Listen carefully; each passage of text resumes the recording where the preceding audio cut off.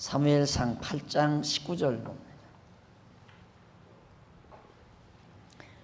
백성이 사무엘의 말 듣기를 거절하여 가로되 아니로소이다.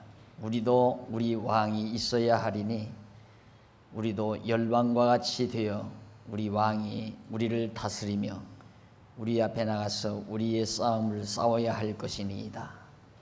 20절까지 내용입니다. 오늘 내용은 17페이지, 교재 17페이지 양쪽 간호 2번 학생 중심의 교육제도입니다.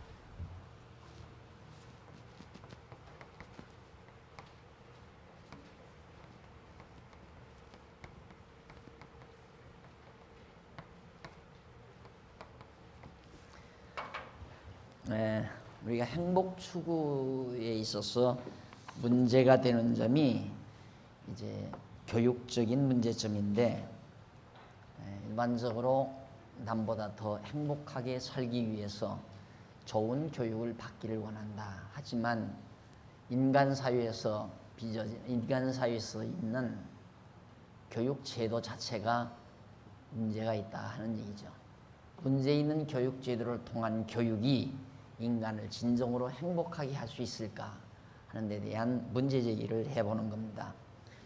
그래서 그 교육 제도를 크게 분류하면, 하나는 교사 중심의, 선생님 중심의 교육이고요, 또 하나는 학생 중심의 교육으로 크게 분류가 된다.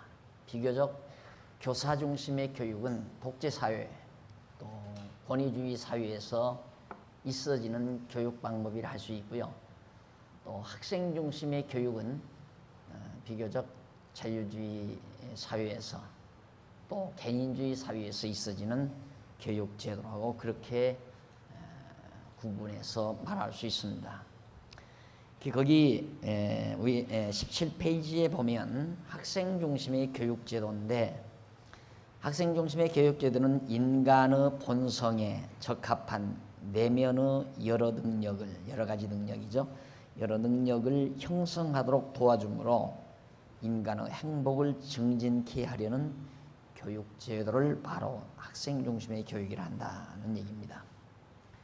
각자가, 인간은 내면에 여러 가지 능력을 타고난다. 각자가 소질을 타고난다 이 말이죠. 그 타고난 소질을 좀 더 잘 발달하도록 도와주는 역할, 이것이 교육이다.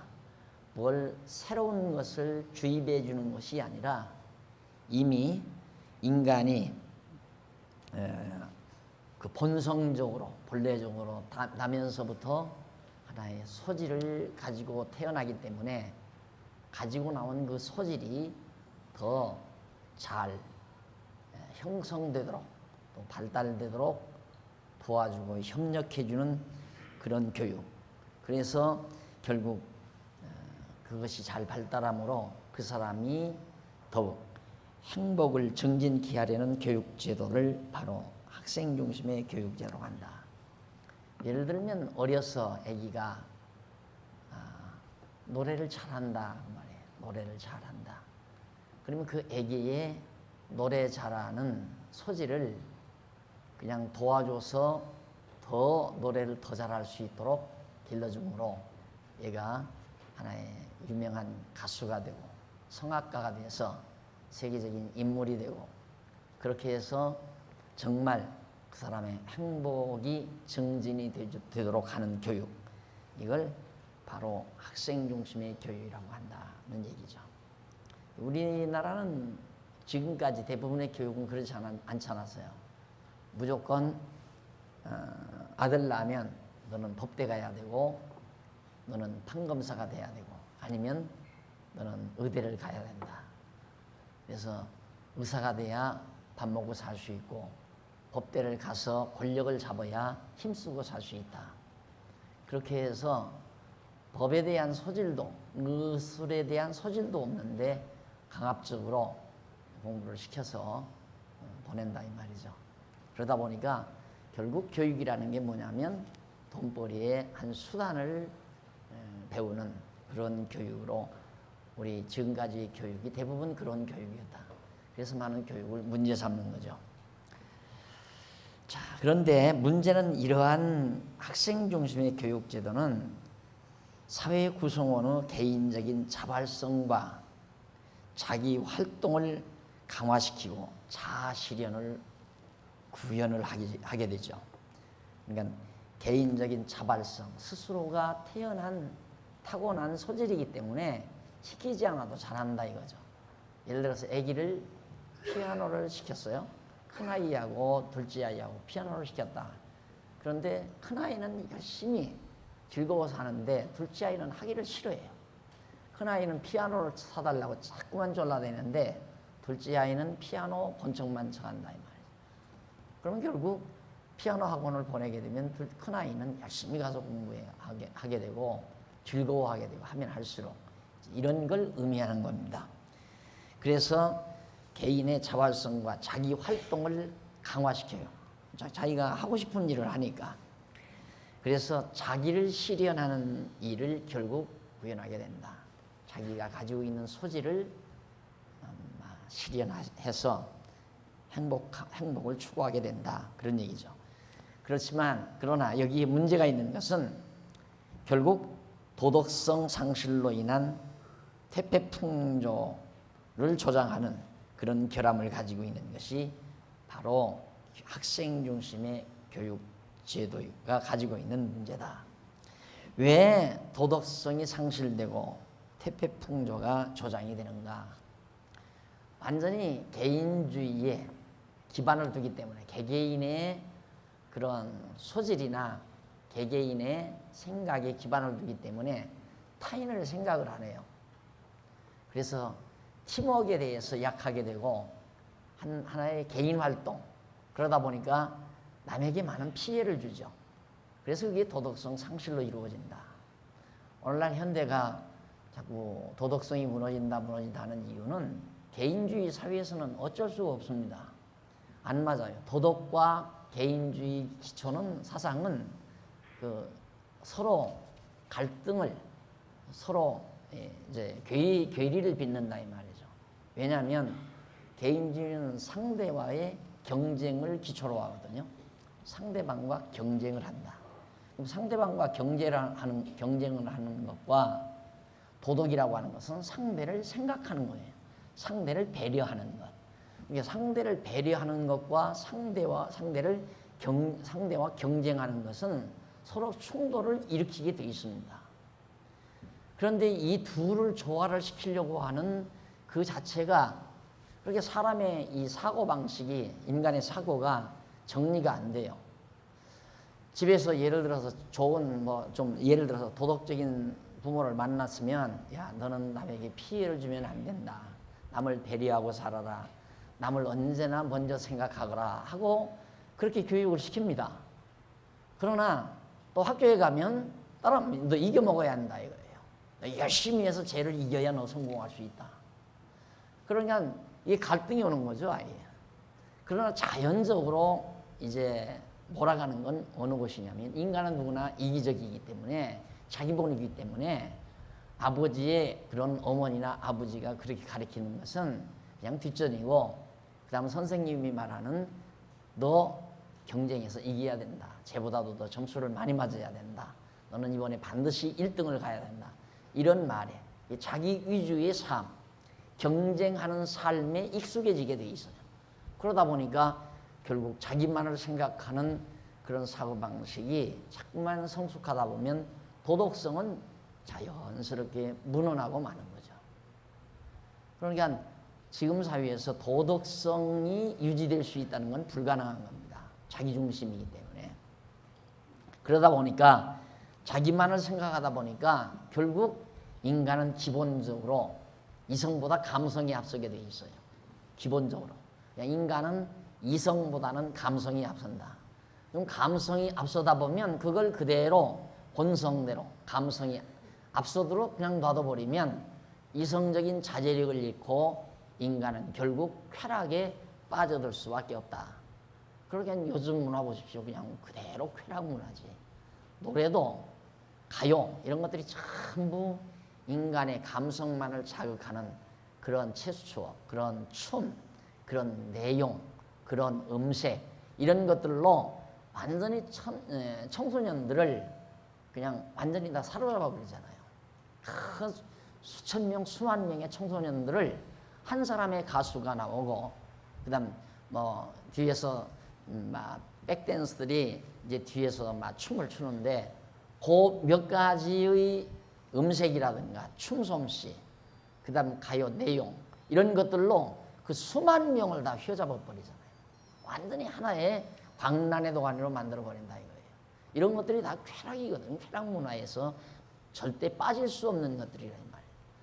그럼 도덕성이 상실되고 쾌락 문화가 앞서가다 보니까 자연스럽게 학생 중심의 교육제도 하에서는 선진국과 마찬가지로 마약 문화가 그 결실을 맺는, 마약 문화로 치닫는 그런 문명으로 만들어질 수밖에 없다.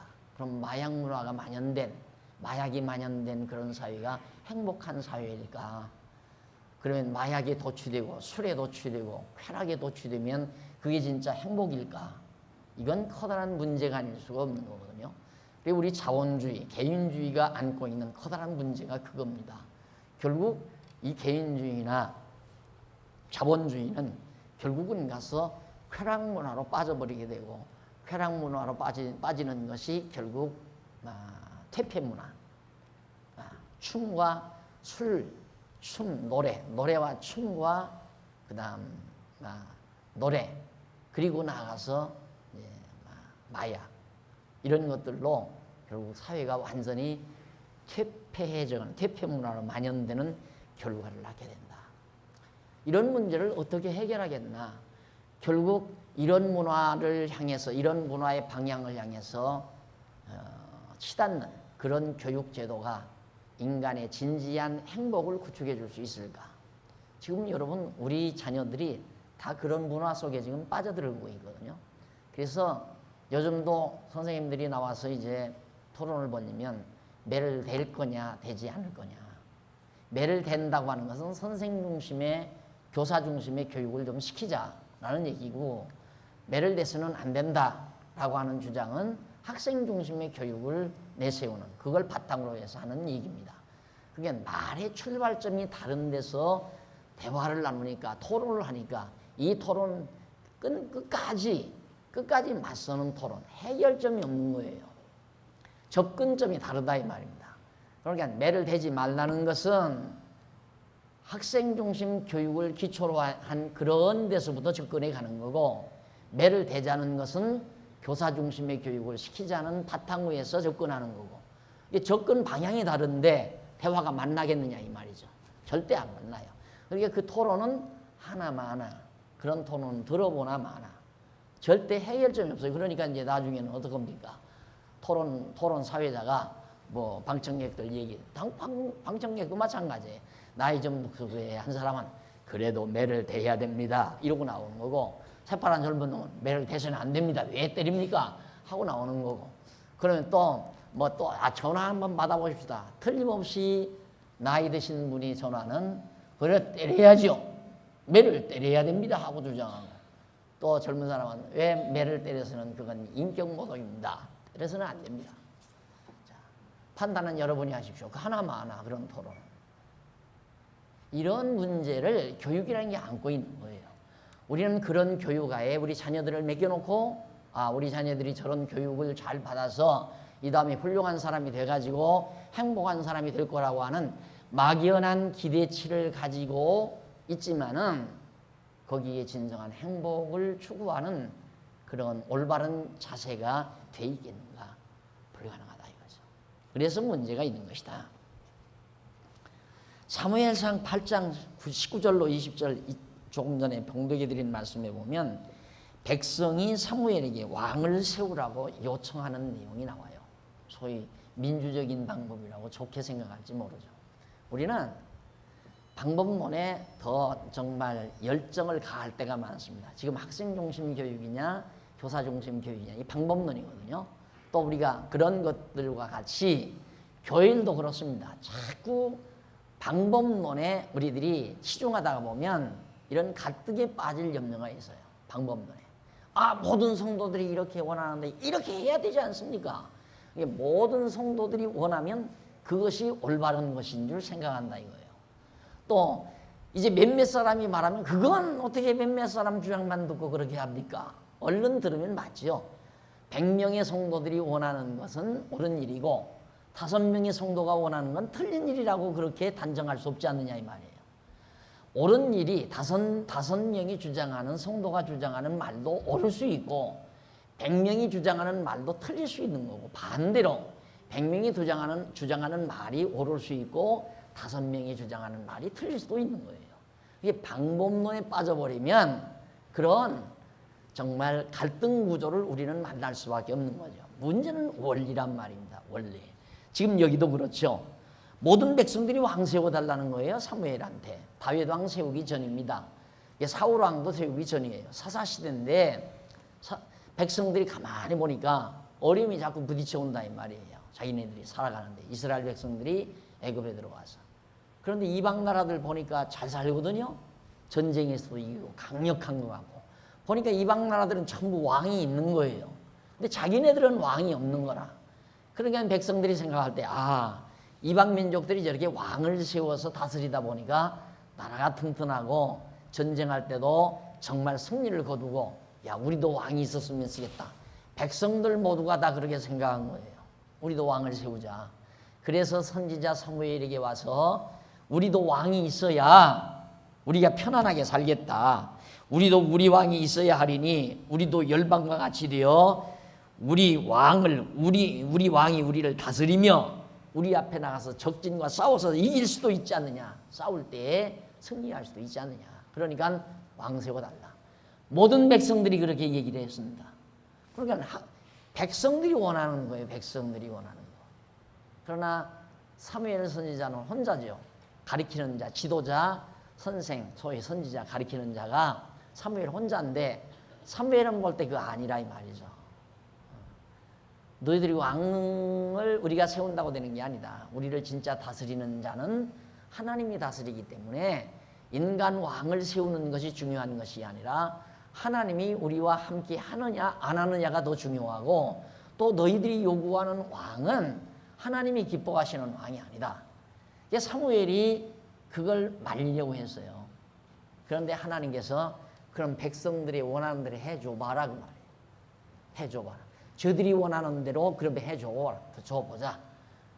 그러면 행복한지 안 행복한지 나라가 튼튼하고 견고하고 정말 전쟁에서 이기고 그러는가를 저들 몸소 스스로 경험해봐야 되니까 백성들이 원하는 대로 그럼 왕 세워줘봐라. 백성들이 왕을 고릅니다. 누구를 골랐어요? 왕 바로 사울 왕을 골랐습니다. 사울을. 몸집이 컸어요. 아주 체구가 좋고 그러니까 잘생겼고 그러니까 백성들이 볼 때는 저렇게 잘생기고 힘이 좋고 저런 사람이 우리를 다스리는 왕이 되면 우리는 참 편안하게 행복하게 잘 살겠다 이렇게 판단을 한 거죠. 그렇게 해서 결국 사울을 추대합니다. 하나님께서 허락했어요. 백성들이 그 사람 세우기로 원하니까 그러면 사울 왕 세워서 사울의 통치를 받아가지고 행복한지 안 행복한지를 그들로 하여금 경험케 하기 위해서 하나님께서 사울 왕 세워가지고 어떻게 됐어요? 40년 동안 죽도록 고생을 했죠. 사울 왕 되자마자 왕의 제도가 뭐였습니까? 백성들로부터 막 세금을 많이 걷어가지고 자기는 정말 호의호식하고 그리고 백성들을 데려다가 사다가 전부 노예로 부려버리고 그리고 사울 왕이 됐는데도 블레셋에서 계속 쳐들어오고 이방 나라가 들어와서 백성들을 괴롭히고 필요 없었다 이 말이에요. 백성들 모두가 원했는데 이것이 이제 봉독해드린 사무엘상 8장 19절로 20절에 있는 말씀입니다. 그러니까 학생이냐 교사냐 학생이냐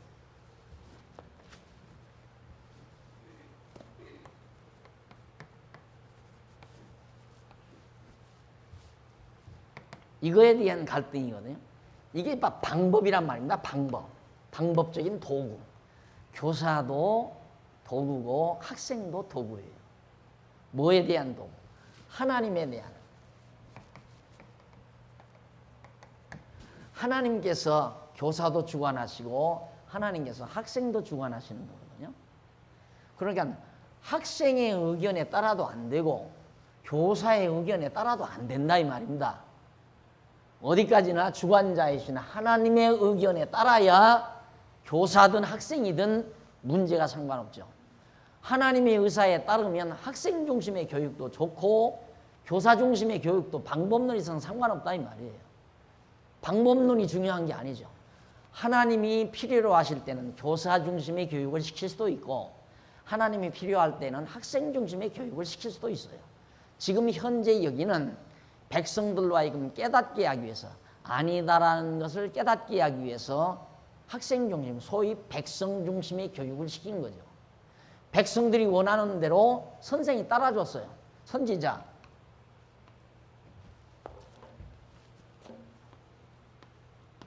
선지자 사무엘, 그 다음에 여기는 백성이죠. 백성들이 원하는 대로 선지자가 따라줬다 이 말이죠. 백성 중심의 교육 아니에요? 학생 중심 교육 아니에요? 그런데 그러다 보니까 결국은 불행해졌다. 불행해졌다. 그래서 문제는 우리의 입장에서는 방법론이 중요한 게 아니다 이 말입니다. 교회 정치도 마찬가지입니다. 교회를 다스려 나갈 때도 참 답답하죠. 분명히 이것은 성경적이 아닌데 하나님의 뜻이 아닌데 성도들이 모두 원한다 이 말이에요. 예를 들어서 성도들이 모두가 원한다. 그럼 성도들이 모두 원하면 무조건 당회원들은 따라야 되는가? 성도들이 무조건 원한다고 당회원들이 따르면 그게 잘 교회를 다스려 가는 건가? 반대로 성도들은 모두가 원하는데 당회에서 반대한다. 그러면 그건 잘못된 건가? 제가 이 교회를 목회하면서 가끔 그런 걸 느끼거든요. 왜 당회가 뭔데 우리가 하는 일을 못하게 하느냐? 이런 얘기를 들을 때마다 가슴이 막 답답해 와요. 누가 들으면 맞는 얘기죠. 그렇죠. 성도들이 이렇게 하고자 해서 이걸 원하는데 당회에서 아닙니다 라고 했을 때 당회가 뭔데 우리 하는 일을 못하게 하느냐. 남이 들으면 야, 그 당회 웃긴다. 그 당회원들 아주 그냥 권위주의에 사로잡혀서 자기들 맘대로만 하려고 한다. 이렇게 생각한다 이 말이에요. 천만의 말씀이죠. 교사든 학생이든 여기는 이제 이렇게 되시면 당회, 그 다음 성도, 교인. 똑같은 원리로 생각하면 돼. 똑같은 원리. 교인들의 의사가 아니에요. 당회 의사가 아니에요. 장로님들, 당회원들 의사대로 교회를 해도 안 되고 교인들의 의사대로 교회를 해도 안 된다 이 말입니다. 왜? 하나님의 뜻대로 해야죠. 하나님의 뜻대로. 그러니까 적어도 당회는 하나님의 말씀을 통해서 하나님의 뜻을 잘 분별을 해야죠. 하나님의 뜻. 교인도 마찬가지예요. 그래서 당회는 계속해서 하나님의 뜻을 가리키잖아요. 자기 뜻을 가리키는 게 아니에요. 교사가 자기 주장을 학생에게 주입시키는 게 아니에요. 자기 사상, 자기 이념, 자기 어떤 생각을 학생에게 집어넣으려는, 그래서 학생을 교사를 닮게 하려는, 이게 자기 사람 만들려는 거거든요. 그러니까 독재 사회에서는 교과서를 바로 그 독재자를 추앙하는 교과서를 자꾸 만들잖아요. 이게 김일성 북한 동포들은, 북한에 있는 교육은 전부가 김일성 찬양, 김정일 찬양, 그걸로 교과서를 그렇게 만든다 이 말이죠. 왜? 교사의 그러니까 통치자의 생각대로 사람을 만들어내기 위해서. 그러면 안 된다 이거죠. 우리 교회가 인간 당회원들의 생각을 교인들에게 자꾸 주입시킨다면 그것은 교사 중심의 교육이에요. 그러나 당회원들이 하나님의 말씀을 잘 깨달아서 하나님의 뜻을 바르게 알고 그 뜻대로 교인들을 지도해가면 그건 교사 중심의 교육이 아니라 하나님 중심의 교육이 되는 거죠. 따라서 교육은 교사 중심도 안 되고 학생 중심도 안 되고 학생 중심 교육 제도도 안 되고 교사 중심 교육 중심도 안 되고 우리는 어디까지나 하나님 중심 교육 제도를 가지고 교육을 시켜야 그래야 행복하다 이 말이에요.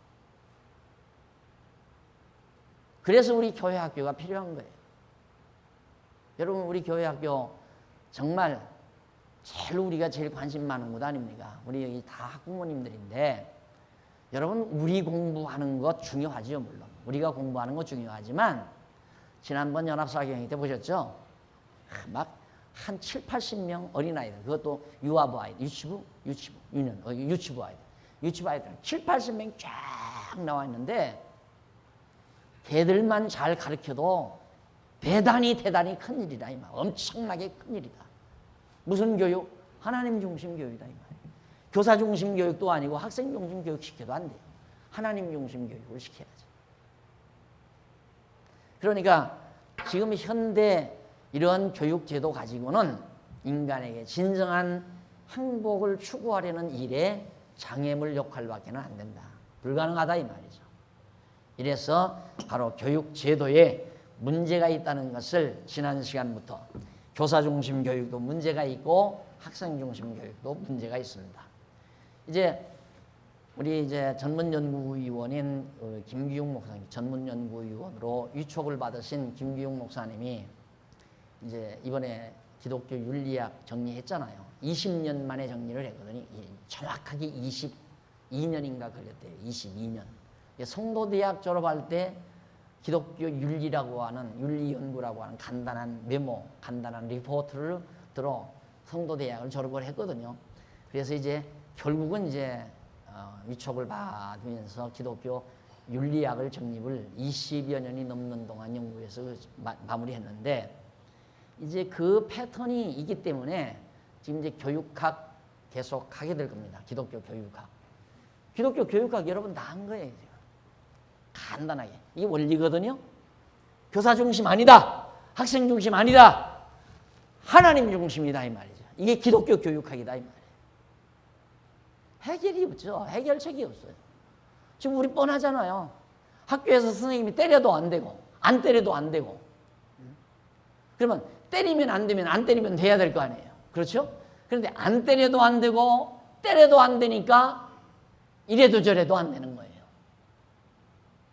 어떻게 해결할까요? 누가 해결해? 천하 없는 학박사가 나와도 해결을 못해요. 그 문제에 대해서 해답이 없다 이 말이에요.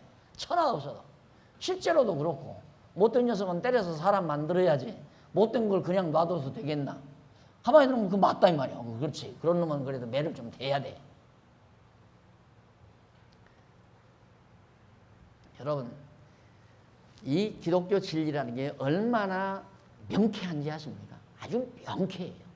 여러분들 지금까지는 아마 제가 로고스 신학연구원 사건 무슨 정치학이니 법리학이니 교육학이니 윤리학이니 해석학이니 이런 얘기할 때 뭘 그렇게 장안중앙교회 박 목사하고 몇몇 목사들 별로 그렇게 교육도 제대로 받지 못한 목사들이 많이 있는데 그런 목사들하고 뭔 그런 학문 작업이 가능할까? 가능하잖아요, 여러분. 이게 원리예요. 교육의 기본 원리. 여기에서 이제 쫙 풀어가면 되거든요. 그러면 이런 교육 원리가 어디서 나옵니까? 성경신학에서 나오는 거예요. 성경신학에서 이런 교육학적 원리가 딱 빠져나오니까 학문이 가능한 거예요. 이런 시간만 있으면 쓰는 거예요. 시간 있고 그다음 뼈대만 잘 줄기만 잘 잡아놓으면 다시 말해서 교육학이라고 하는 얼개 틀만 잘 잡아놓으면 거기다 살만 붙이면 그냥 학문이 되는 거예요.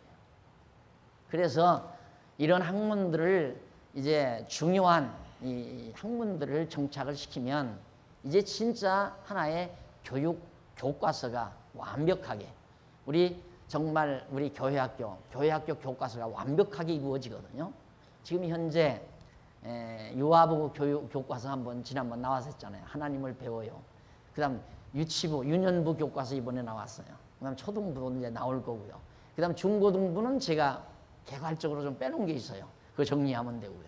그다음 이제 대학에 올라면 대학부 교재 이 기독교 예정론, 성경적 기독교, 죄와 율법과 그리고 은혜 이런 것들이 다 대학부 교재들이란 말입니다. 그다음 청년부 교재 뭡니까? 청년부 성경신학이에요. 성경신학 청년부 교재.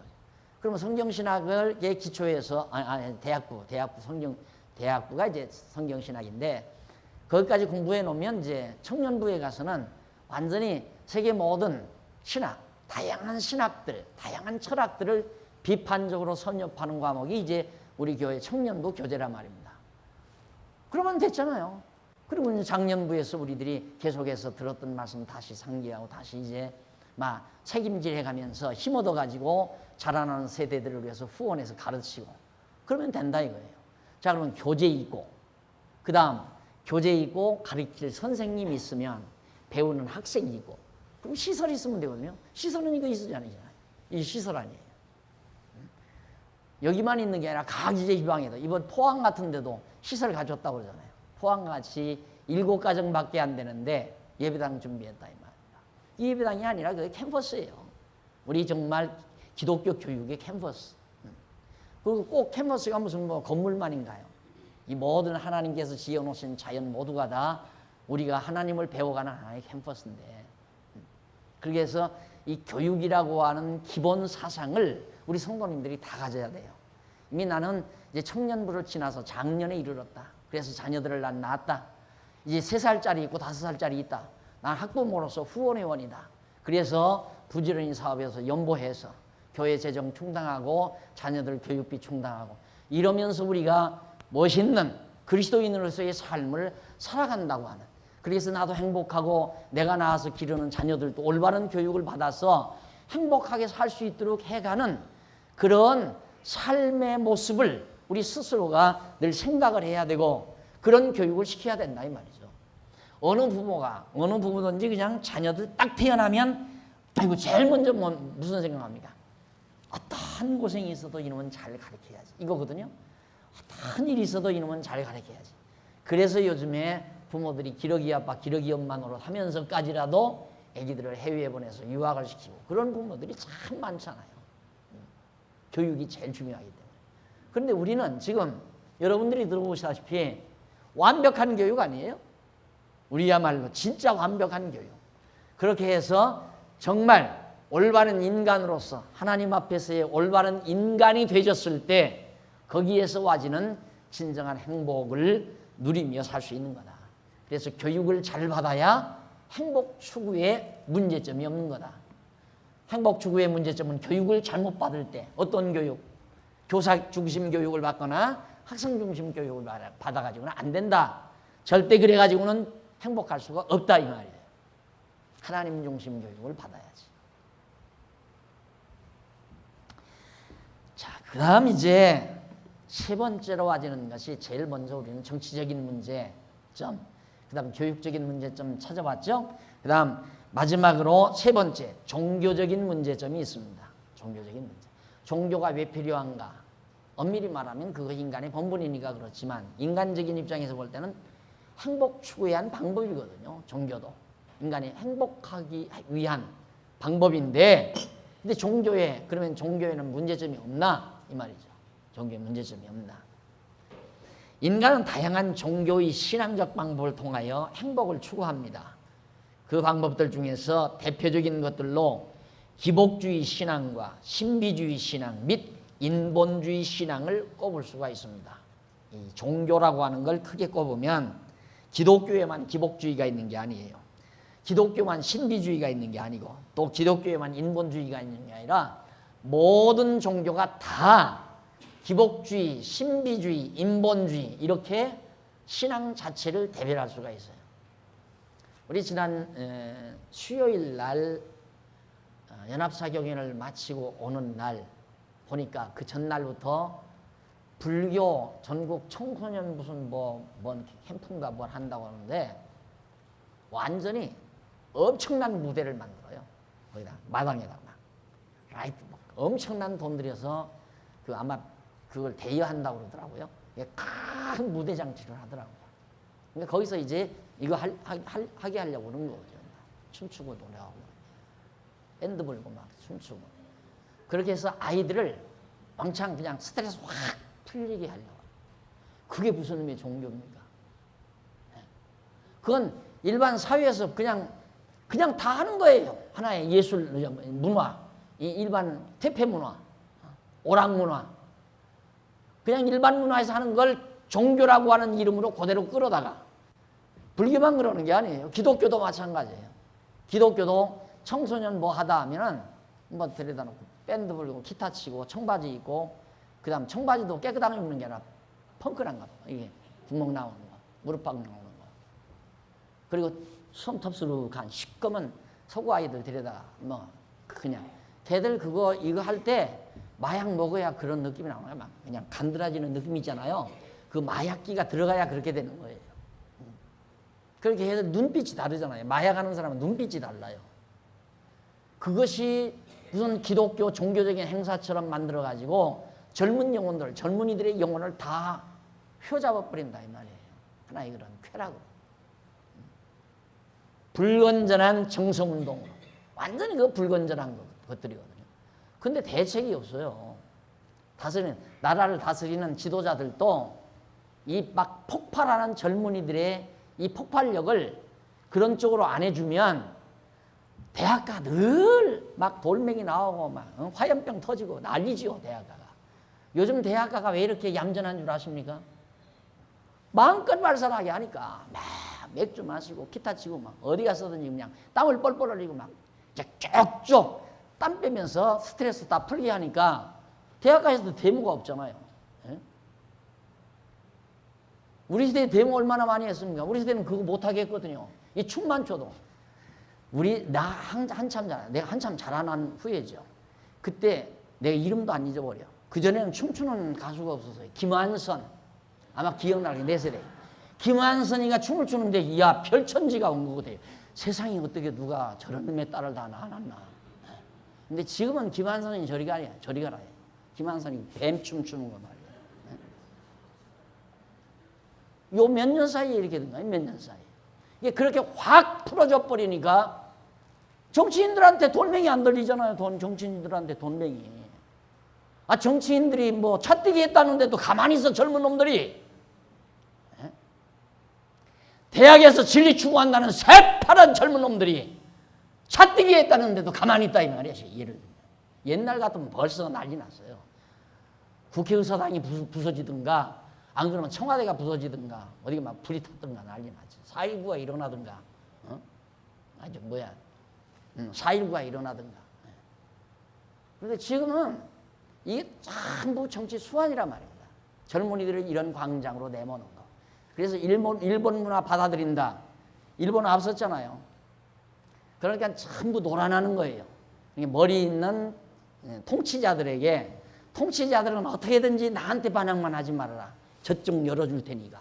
그러니까 나라에 어려운 일이 조금 있으면 외국에서 이제 대단한 가수 같은 거 데려올 수도 있고 안 그러면 국제 경기 같은 거 국제 축구 경기 같은 거 안 그러면 뭐 아세안컵 뭐 올림픽 이런 것들 유치를 하는 거예요. 그럼 그쪽으로 가서 막 다 풀어져 끼거든. 지난번에 월드컵 할 때 세종 완전히 막 새빨갛게 물들여가지고 생각해 보십시오. 만약에 그렇게 안 터주면 정치인들이 정치 잘못했다가 그 몇십만 명씩 몰려 나와서 와곽대 보십시오. 하루아침에 다 물어나 버리지. 이게 인간의 감정을 발달시켜주면 이성이 무뎌져 버려요. 이게 계속 인간이 감성적으로만 움직여 가다 보면 이성이 무뎌져 가지고 바보 멍충이가 돼요. 비판력이 약해져 버리고. 그러니까 요즘 젊은이들을 전부 그런 광장으로 내몰아 가지고 시대 분별도 못하고 역사의식도 없어져 버리게 만들고. 세상에 지금 고구려 역사를 저렇게 막 고치고 강대한 중국이 저런다 해도 데모 하나 하는 대학생이 하나 없다. 그게 무슨 놈의 대학생이에요. 안 그래? 데모 하나 설도하는 중국 물러가라. 중국 뺏어간 폐쇄하라. 이러고 젊은이들이 와악 하고 일어나야 되는데 그런 젊은이 하나가 없다 이 말이에요. 왜? 세이는 게 없는데 뭐 이게 세이는 게 없는데. 그리고 이 머리는 다 둔탁해져 버렸고 두뇌는 다. 그리고 기타나 튕기려고 그러고 머리 땅에다 박고 뱅글뱅글 돌아가려고나 하고 그걸 또 잘한다고 박수치고 이런 놈의 교육 가지고 인간이 진짜 행복할 수 있겠어요? 그러니까 결국 쾌락주의는 망하게 돼 있는 거고 의식이 사라져 버리니까 사람들. 그래서 요즘 젊은이들이 공부 안 하잖아요. 생각을 안 해요. 의식이 없어요. 사상적인 어떤 그런 것들이 깨나지를 못해요. 왜? 그런 쪽으로 확 다 터주니까. 참 모두가 다 연예인 된데 모두가 다. 여학교 가서 너 소망이 뭐냐? 연예인. 가수, 뭐 댄서, 뭐. 그리고 무슨 뭐야? 살 빼는 운동 뭐예요? 살 빼는 운동. 에어로빅 강사. 그런 건 ABC 몰라도 되잖아요. A 플러스 B 플러스 뭐 이거 몰라도 되고. 그냥 운동만 잘하고 계속해서 춤만 잘 추면 되는 거니까. 나라 역사가 구겨지든가 강대한 나라들이 하나하나 야금야금 먹어 들어오든가 그건 상관없다. 뭐가 잘 되고 뭐가 잘못되고 하는 역사의식이 없다 이 말이에요. 그래서 종교도 결국 정치의 한 밥이 되는 거고 교육도 정치의 밥이 돼버리고 마는 거고 그러다 보니까 결국 머리 앞선 자에게 다 먹혀 들어간다 이 말이에요. 컴퓨터라는 게 그거라고 해요. 컴퓨터라는 게 고도의 머리들이 인간의 머리를 다 비우게 하려고. 야, 생각할 거 없다. 모든 정보 컴퓨터에다가 다 집어넣고 한번 키보드만 때리면 네가 원하는 거 다 나온다. 뭐 하려고 일일이 다 외우고 읽고 배우려고 하느냐. 머리 쓸 것 없다 이 말이에요. 이제 머리 쓸 것 없어야 사람이 짐승이 되는 거거든요. 사람이 머리를 안 쓰면 짐승이 돼버리고 말아요. 그래서 사람이 책을 안 읽으면 책을 읽지 않으면 점점 사람은 본능화 되어버리고 말아요. 본능화 되어진다는 말은 짐승화 되어진다는 얘기예요. 책을 읽고 생각하고 강의를 듣고 생각하고 의식을 살리고 이렇게 돼야 되는데 그러니까 왜 그러면 이런 컴퓨터를 왜 만드는 거 그렇게 해서 세계를 제패하기 위해서 세계를 다스리기 위해서 지배하기 위해서 머리 있는 사람이 있으면 안 된단 말입니다. 그런데 자기들은 컴퓨터를 만든 사람은 고도의 머리를 쓰고 있어요. 엄청나게. 그러니까 컴퓨터를 만드는 사람에게 모든 인류가 다 먹혀 들어가는 거죠. 그 머리 앞에는.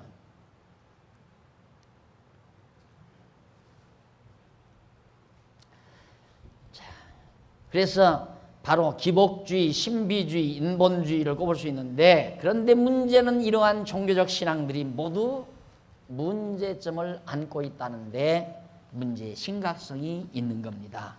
행복 추구의 장애물 역할을 한다 이 말이에요. 도리어 종교라는 것이 인간의 행복을 추구해 가는데 엄청난 장애물 역할을 하고 있을 뿐이다 하는 얘기예요. 첫째, 기복주의 신앙입니다. 기복주의 신앙.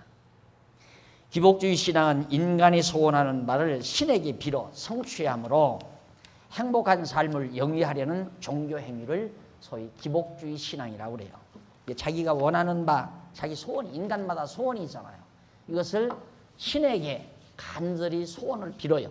그래서 신으로부터 그 소원 성취를 해서 인간 자기 행복을 얻으려고 하는 행복한 삶을 영위하려고 하는 종교적 행위, 그걸 바로 기복주의 신앙이라고 말할 수 있습니다.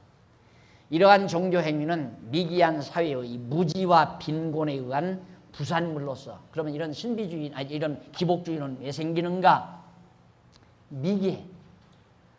미기한 지역, 미기한 나라, 미기한 인간 사회 속에서 무지, 빈곤, 아무것도 배우지 못하고 가난한, 빈곤한 그런 사회, 거기에 자연적으로 독버섯처럼 나오는 것이, 부산물로 나오는 것이 바로 기복주의 신앙이에요. 그래서 거기서 무속 종교가 범람하게 되고 총체적인 사회적 저질화, 무속사회, 무속주의가 범람하게 되면, 무속신앙이 범람하게 되면 총체적으로 사회가 저질화 현상을 불러오는 결함을 가지고 있는 겁니다. 그 사회가 아주 저질적인 사회. 푸닥거리나 있고 점이나 치고 여기저기 푸닥거리나 하고 거리마다 복 달라고 비는 어떤 신당이나 만들어 놓고 얼마나 저질화된 사회입니다. 이런 사회에서 행복하다? 행복을 추구한다? 문제가 심각한 거라. 그래서 이런 문제들을 앞으로 이 신앙에 관한 문제들을 하나하나 정리해 보기로 하고 오늘 강의 여기서 마무리하도록 합니다. 다음 시간에 바로 기복주의 신앙 여기서부터 하나하나 차례차례 정리하도록 약속하고 오늘 강의 기도하십시다. 살아계신 하나님 아버지, 은혜를 감사드립니다. 오늘 우리를 하나님께서 이처럼 사랑하셔서 진리를 보게 하시고 하나님 살아계심을 확신케 하시면서 하루하루 하나님의 은총 속에 감동하며 살 수 있는 은혜를 주신 하나님의 사랑을 감사합니다. 하나님 아버지, 정말 하나님을 경외하는 것이 우리에게 힘든 것이 아니라 우리에게 얼마나 행복한 것인가를 다시 한번 깨닫게 되었사오니 하나님께서 우리에게 좀 더 지혜의 영이 함께 하소서 여호와 경외하는 일에 정말 게으르지 않도록 항상 우리를 붙잡아 주시고 진리 안에서 늘 평화와 기쁨을 누릴 수 있는 슬기로운 종들 되게 하시옵소서. 예수님 이름으로 기도드립니다. 아멘.